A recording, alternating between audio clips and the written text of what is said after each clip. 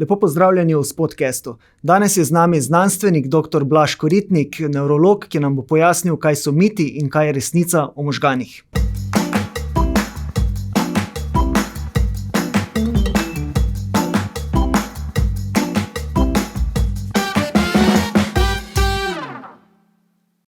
Gospod Koritnik, lepo pozdravljeni. Dober dan. Lahko mogoče za začetek poveste, kako daleč so v bistvu sploh raziskave na področju možganov, kaj sploh danes vemo o njih?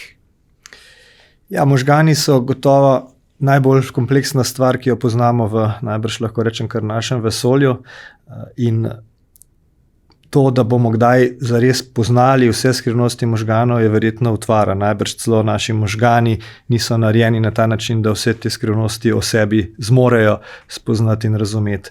Po drugi strani pa je vseeno napredek nevroznanosti v zadnjih desetletjih ali po zadnjih letih naredil velike korake v tem, da smo bližje temu, da določene mehanizme, predvsem kot nevrolog, me zanimajo seveda bolezni možganov, bolje poznamo, da celo znamo v določenih primerih pomagati, kadar možgani zbolijo, in da si lahko tudi za prihodnost obetamo, da bo ta razvoj prinesel še velike premike v tem, kako s spoznavanjem možganov lahko tudi pomagamo.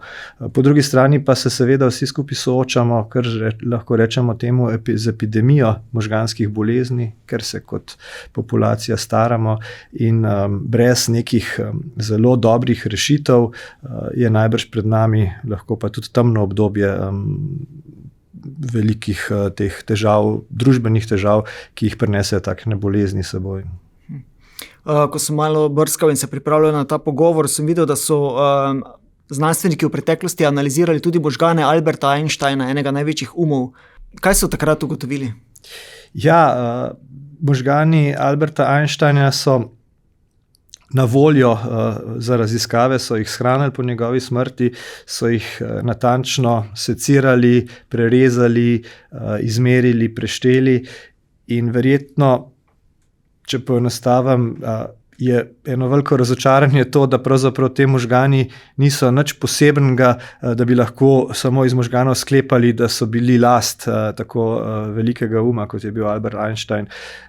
Po drugi strani to niti ni spet takšno presenečenje, ker v resnici že dolgo vemo, da sama struktura možganov, ki jo vidimo, če možgane pogledamo, kakšni so pod lobanjo, naprimer pri živem človeku med nevrokirurškimi operacijami ali pa potem, ko naredijo obdukcijo, ko nekdo umre, da takšna struktura možganov ne skriva teh informacij, ki nam povejo, kako so ti možgani za časa življenja funkcionirali. Tako da tudi pri Albertu Einsteinu tiste najdbe, ki so jih opisali v člankih, ne kažejo na to, kakšen veleum je bil. Naprimer, ugotovili so, da so celo bili lažji od povprečno težkih človeških možganov. To je spet nekaj, kar vemo, da pravzaprav teža možganov ne pomeni inteligence, večje inteligence. Vemo naprimer, da so ženski možgani lažji od moških v povprečju, kar je povezano s tem, da je tudi nasplošno telesna teža žensk manjša od moških. Struktura možganov, kar se tiče števila celic, nagubanosti in podobno, se sicer od človeka do človeka razlikuje, ampak ne na tak način, da bi se dalo iz tega potem sklepati in najdeti kakšne vzporednice z delovanjem možganov. Omenili ste že, da se razlikujejo možgani žensk in moških. Kakšne bi še rekli, da so razlike med ženskimi in moškimi možgani? No, to je zelo provokativno vprašanje in nekaj, o čemer to je najbrž en od mitov, ki se že leta vlečejo v širši družbi, da se moški in ženski možgani bistveno razlikujejo. To seveda do neke mere drži, ampak drži pa tudi to, da se razlikujejo možgani katerihkoli dveh skupin, ki jih med sabo primerjamo. To, kako možgani delujejo, je namreč posledica nekih genetskih predispozicij, pa potem tega, kaj se z možgani tekom življenja dogaja, kako se razvijajo, kako se oblikujejo z našimi izkušnjami, in kakorkoli pogledamo, vedno bomo našli neke razlike med posameznimi družbenimi skupinami, med poklici naprimer, in tako podobno tudi med moškimi in ženskami. Kako to vpliva na delovanje? Seveda način, kako možgani delujejo, se med spoli razlikuje. ampak ne na ta način, da bi lahko govorili o tem, da eni bolje delujejo od drugih, ampak samo nekoliko drugače. In vemo, da so določene funkcije, ki jih moški pa ženski možgani nekoliko drugače opravljajo, naprimer orientacijo v prostoru, matematično razmišljanje in podobno. Boj, da se razlikujejo tudi možgani ljudi z različnimi pogledi na politiko in z različnimi političnimi prepričanji. Lahko kaj o tem poveste? Ja, to je še bolj provokativno vprašanje in tudi tukaj obstaja nekaj študij, kjer so pogledali, kako možgani funkcionirajo pri različnih, to so recimo ena ameriška študija, kjer so pogledali republikance in demokrate in so merili odziv možganov na različne situacije in teste. In seveda, tako kot sem rekel, ker sta to družbeni skupini, ki se razlikujeta po načinu razmišljanja, po načinu zaznavanja nekega svetovnega nazora, so potem seveda tudi neke razlike odkrili. Zdaj, to, da iz nekih slik sklepamo na to, v čem se posamezne družbene skupine razlikujejo, je nekoliko tvegano početje in seveda povezano z interpretacijo tistega, ki to raziskavo dela. Konkretno v tej raziskavi, naprimer, je bilo precej jasno, da so tisti raziskovalci bili bližje demokratom po svojem prepričanju kot republikancem, ker so tudi na tak način interpretirali tiste spremembe, da so se naprimer republikanci drugače odzivali na neke novosti v nekih testih, ki so jih mogli reševati in tako naprej. Tako da tukaj moramo predvsem paziti, da ne bi nevroznanosti in teh izsledkov uporabljali za to, da bi prehitro prišli do nekih zaključkov, ki bi lahko imeli potem seveda neke takšne neprijetne družbene posledice. Na splošno velja, da ima vsak človek neke možgane, ki delujejo po svojih principih, ki se tudi razvijajo na nek svoj način in se zaradi tega seveda vsi med seboj zelo razlikujemo. Po drugi strani pa imajo možgani tudi delovanje možganov neke skupne značilnosti, ki pa nas skuša držati skupaj kot neko celoto, kot človeštvo. Ko ste omenili ZDA, tam se nekateri znanstveniki pritožujejo, da politična korektnost preveč vpliva na delo znanosti in me zanima vaš pogled na to, ali dejansko je ta koncept politične korektnosti, da ima vpliv na znanost ali ne? No, jaz mislim, da na samo znanost kot na nek zelo vzpostavljen sistem, kako pridemo do novih podatkov, do novih dognanj o delovanju družbe, sveta in tako naprej, je zadosti trden, da politika ne more vplivati na to, kako delamo znanost in kako raziskujemo. Pojavi se problem takrat, ko ti izsledki pridejo v družbo, ko jih znanstveniki skušajo deliti s širšo družbo. Velikokrat je težava tudi v tem, da znanstveniki sami niso najbolj usposobljeni in spretni v tem, kako komunicirati z družbo in seveda v nepravem kontekstu in z nepravimi mogoče vprašanji lahko hitro pridemo do tega, da interpretiramo določene podatke na napačen način. En tak lep primer je naprimer tako imenovani Mozartov učinek, kjer so z eno študijo ugotavljali, da se delovanje možganov in neke miselne sposobnosti izboljšajo pri tistih, ki poslušajo Mozartovo glasbo. Pa je pravzaprav iz tiste študije, če pogledamo originalne podatke, zelo jasno predvsem to, da se je pri neki majhni skupini študentov nek določen test neke prostorskih sposobnosti zares izboljšal, kadar so poslušali glasbo. Niso pa nikakor s to študijo ugotavljali in dokazovali, da je to recimo dobro za razvoj otrok. Ker so pa takšno študijo predstavili potem v širši javnosti na mal napačen, mogoče malo preveč provokativen način, je to pripeljalo do tega, da so recimo eni zvezni ameriški državi kar vsakemu novorojenčku so ga opremili z CD-jem, z Mozartovo glasbo, z idejo, da bo iz tega otroka nastal genij, če bo to glasbo poslušal. Kaj bi še rekli, da so še neke zakoreninjene zmote ali miti v družbi o možganih? Ja, predvsem sta dva takšna mita, ki jih najbrž vsi poslušalci dobro poznajo in so vsi slišali za njih. En je ta mit o 10% možganov, o tem, da uporabljamo samo 10% možganov. To je sicer privlačna misel, ki nam sem da ta optimizem, da imamo še 90% možganskega tkiva, ki, če ga bomo znali na pravi način uporabljati, nam bo pomagal, da bomo boljši, da bomo bolje funkcionirali. Pa pravzaprav smo daleč od resnice, ker kadar raziskujemo delovanje možganov, ugotavljamo, da že pri zelo enostavnih funkcijah, kot je na primer dihanje ali pa govorjenje, da že takrat so celotni možgani aktivni in da nimamo nekih skritih rezerv, ki jih samo ne znamo na pravi način aktivirati. Po drugi strani pa seveda vseeno imajo možgani tako imenovano sposobnost plastičnosti, ki pa pomeni, da se naučijo stvari, da znajo bolje delati. To poznajo predvsem naprimer, glasbeniki, športniki, pa konec koncev tudi vsi, ki hodimo v šolo in se učimo nekih novih stvari. Se pravi, da se znajo prilagoditi, da so sposobni se naučiti novih stvari, ampak ne na ta način, da bi uporabljali neke skrite rezerve, ampak samo, da se preoblikuje delovanje že obstoječih funkcij in možganskih predelov. Drug takšen mit, ki do neke mere drži, ne pa v celoti, je pa ta delitev možganov na levo in desno poloblo. Pač seveda možgani so sestavljeni iz leve in desne polovice, ampak neko splošno prepričanje je, da se ti dve polovici izrazito razlikujeta po funkcijah, da ne bi bila leva polovica takšna bolj racionalna, matematična, desna polovica pa umetniška, celostna in tako naprej. Tukaj smo ravno tako veliko informacij dobili predvsem slikanje možganov, ko lahko pri človeku, ki nekaj počne, razmišlja, upravlja neke miselne funkcije, te možgane slikamo in potem na sliki vidimo, katera področja možganov so aktivna. In pri vseh takih funkcijah, ki sem jih prej omenjal, se izkaže, da pravzaprav potrebujemo obe polovici možganov. Obe polovici sta tudi močno povezani med seboj, poznamo prav neko strukturo, se imenuje corpus callosum, ki ti dve polovici povezuje in za učinkovito delovanje je potrebno sodelovanje obeh in neprestano pošiljanje in izmenjevanje informacij med obema poloblama. Seveda se med seboj razlikujemo potem, nekateri so bolj umetniški tipi, nekateri so bolj racionalni, matematični in tako naprej, ampak to ni tako povezano s tem, da bi recimo umetniki imeli ogromno desno polovico, matematiki pa levo polovico. Možgani so močno povezani tudi z človekovo psiho, z duševnostjo. Pa me zanima, ali obstaja znanstveni odgovor na vprašanje, ali ima človek dušo? Ja,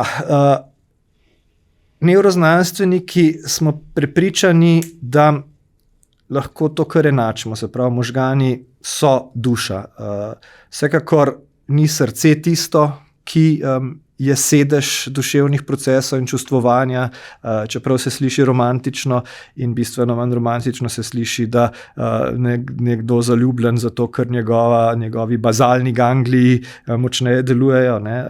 Ampak dejstvo je, največ smo se o tem naučili predvsem z raziskovanjem različnih bolezni možganov, različnih ljudi, ki zbolijo, da so duševni procesi tisti procesi, ki pač so posledica nekih zelo, bom rekel, lahko se sliši dolgočasno, ampak električnih impulzov, kemijskih procesov, ki potekajo v možganih, in da kadar je s temi procesi nekaj narobe, se potem lahko to zelo jasno vidi kot neka motnja v delovanju duševnosti, v spremembi psihe, v spremembi osebnosti in podobno. Tako da jaz verjamem, da ni kakšnega dvoma, da lahko možgane in dušo enačimo. Zdaj, kako in zakaj pa nastanejo takšni procesi, da pridemo do tega, da smo bitja, ki se zavedamo samih sebe, ki se zavedamo okolice, ki razmišljamo in tako. Tega pa danes, kljub poznavanju teh vseh elementarnih procesov, še vedno ne znamo dobro pojasniti. Kaj pa se dogaja v človeških možganih po noči, ko sanjamo? Kaj v bistvu sploh so sanje? Kratek odgovor je, ne vemo. Mal daljši odgovor je pa, da možgani tudi, kadar spimo, ne počivajo. Se pravi, ne gre za to, to je tudi mogoče celo en od mitov, da rečemo, ne samo, ko spimo, tudi, ko gremo na dopust, da damo možgane na off. Možganov nikoli ne damo na off. Možgani so na off samo takrat, kadar umremo. Drugače pa v možganih procesi ves čas potekajo.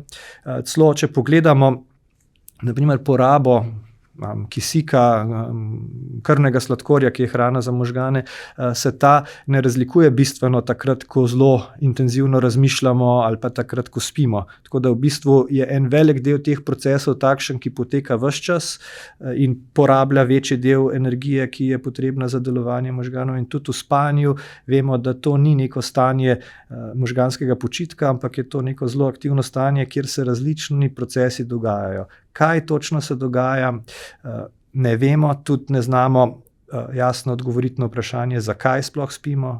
Vemo pa, da moramo spati. Ker smo utrujeni. Ja, ampak vemo da recimo brez spanca dejansko, če človek ne bi smel ali pa mogel spati, ne more preživeti celo. To je več od tega, samo da si spočijo možgani. Hkrati pa tudi potekajo neki procesi, ki so pomembni ne samo zato, da si možgani odpočijo, ampak v bistvu, da dobro funkcioniramo. Naprimer, spomin je takšna aktivnost, za katero je zelo jasno, da se utrdi med spanjem.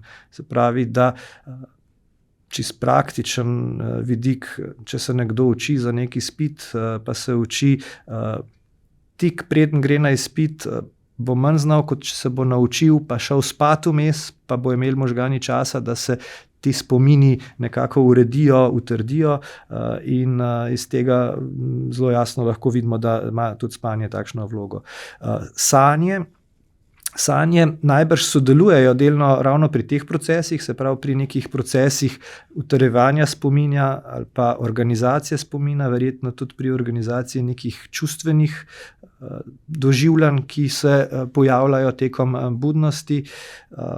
Kako in zakaj pa nastanejo, pa ne vemo. Očitno najbrž gre za neko precej naključno aktivnost v možganih, ki takrat, ko ne dobivajo dražljaje iz okolice, niso tako urejeni, in se dogajajo stvari, bom rekel, same od sebe, ki pa se potem povezuje s tistimi doživljanji in spomini, ki so se naložili v tistem času, ko smo bili budni, in se potem najbrž neko, lahko rečemo temu, pospravljanje dogaja. Nekaj podobnega se dogaja tudi čez dan, kadar smo budni in kadar ravno tako nimamo toliko dražljajev iz okolice. Naprimer, ko se dolge ure vozimo na kakšnem vlaku, avtobusu, ko se nič kaj dosti ne dogaja, takrat ravno tako v možganih potekajo neki procesi, temu lahko rečemo dnevno sanjarjenje.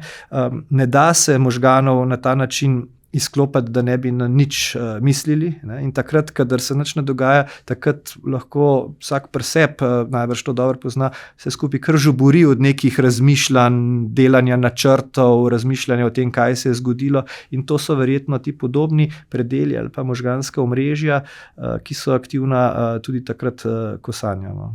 Torej imajo sanje nek globlji pomen, ki ga ljudje pogosto iščemo, ali ne? To je težko na podlagi znanstvenih dognanj odgovoriti. Verjamem, da tako kot vse ostale možganske funkcije, so se tudi sanje razvile z nekim namenom. Konec koncev je evolucija poteka na tak način, da se tiste neke pomembne stvari razvijajo in ohranijo, tako da najbrž je majhna verjetnost, da so sanje samo nek stranski produkt nečesa, najbrž so se razvile z nekim namenom.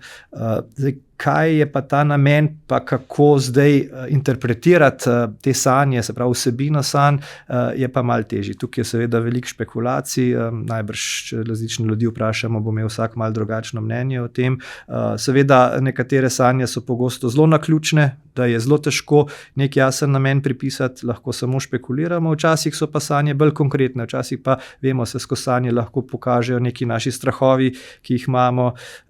Jaz recimo zelo pogosto sanjam, da ves čas zamujam na neko, ne vem kaj, letalo, vlak in tako, pa si ne znam tega čisto razložiti. Res je, da imam veliko težavo s tem, da sem bolj pozen, ko je treba kam priti, ampak pri sebi ne čutim tega kot neko veliko psihično travmo, ampak očitno nekje globoko v meni je to vse nekaj tazga. Najbrž nekaj podobnega se z osebino sanje dogaja tudi pri drugih. No.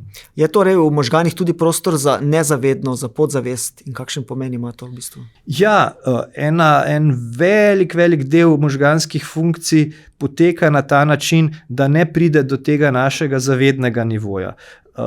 Tudi preproste funkcije, kot recimo naprimer nadzor dihanja med tem, ko govorim.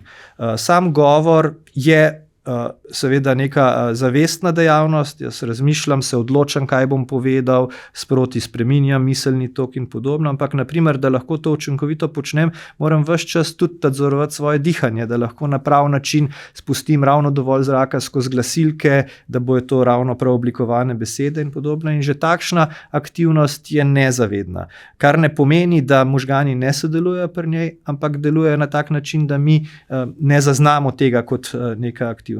Podobno je naprimer z vožnjo avtomobila. Vemo, da je vožnja avtomobila pri nekom, ki ima zadosti izkušenj, precej avtomatična dejavnost in da ravno tako včasih sploh ne moremo spomniti, po kateri poti smo vozili, pa kako točno je vožnja potekala, pa vendar so bile možganske aktivnosti tiste, ki so usmerjale to naše vedenje. Nismo vozili z možganskim deblom, ne, ampak smo vozili s tistimi deli možganov, ki sodelujejo pri vseh teh kompleksnih odločitvah. Tako da je en tak velik del teh možganskih funkcij pač takšen, da se jih ne zavedamo, tako na področju takšnih racionalnih odločitev, načrtovanja, kot pa tudi seveda in mogoče še celo bolj na tem bolj čustvenem nivoju.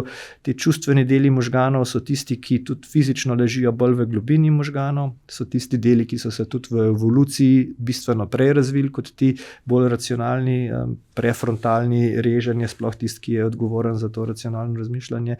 In takšni deli možganov ves čas sodelujejo pri tem, da nam pomagajo usmerjati našo dejavnost in našo aktivnost. Konec koncev so čustva namenjena predvsem temu, da temu lahko rečemo motivacijska karta, se pravi, da na nek način čustveno označimo vsako stvar, ki jo počnemo, zato da rajš počnemo tiste stvari, ki so prijetne, ki vzbujajo pozitivne čustva in da se izogibamo tistim, ki so neprijetne. Ne. To ima spet prav gotovo neko evolucijsko prednost, po drugi strani pa za veliko teh čustvenih stanj nimamo nekega zavestnega dojemanja, da bi jih znali zares prepoznati pred sebe, ampak gre to na nek način kar avtomatično.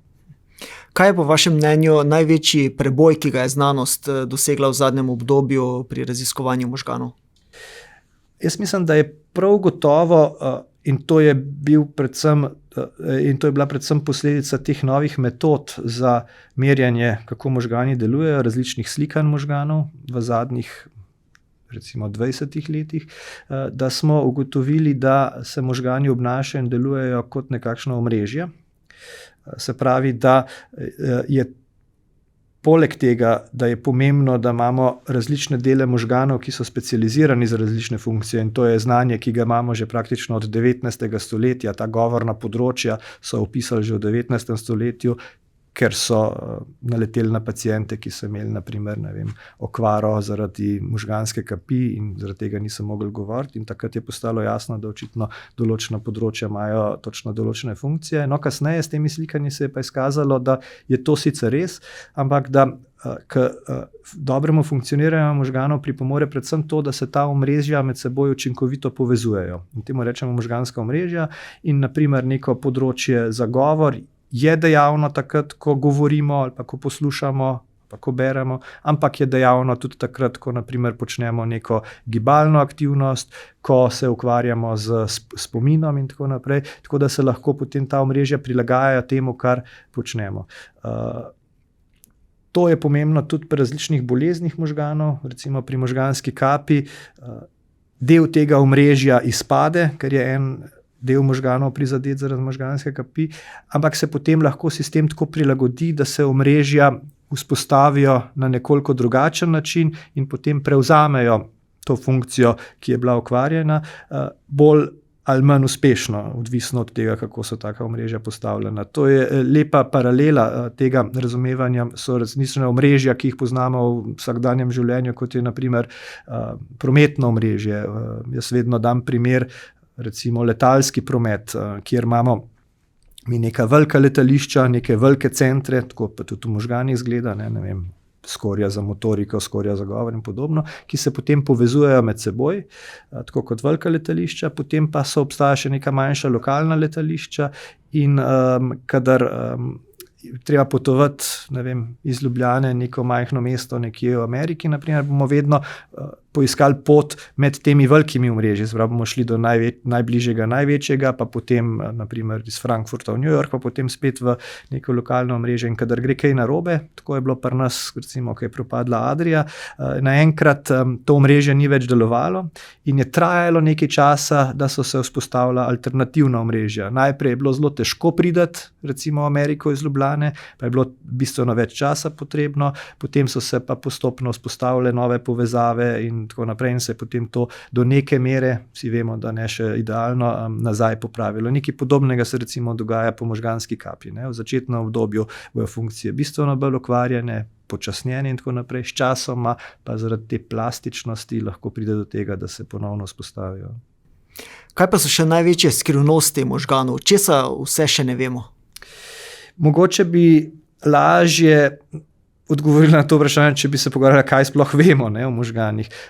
Kako daleč je še do razumevanja tega, da bi znali v celoti pojasniti, kako delujejo, niti ne vemo.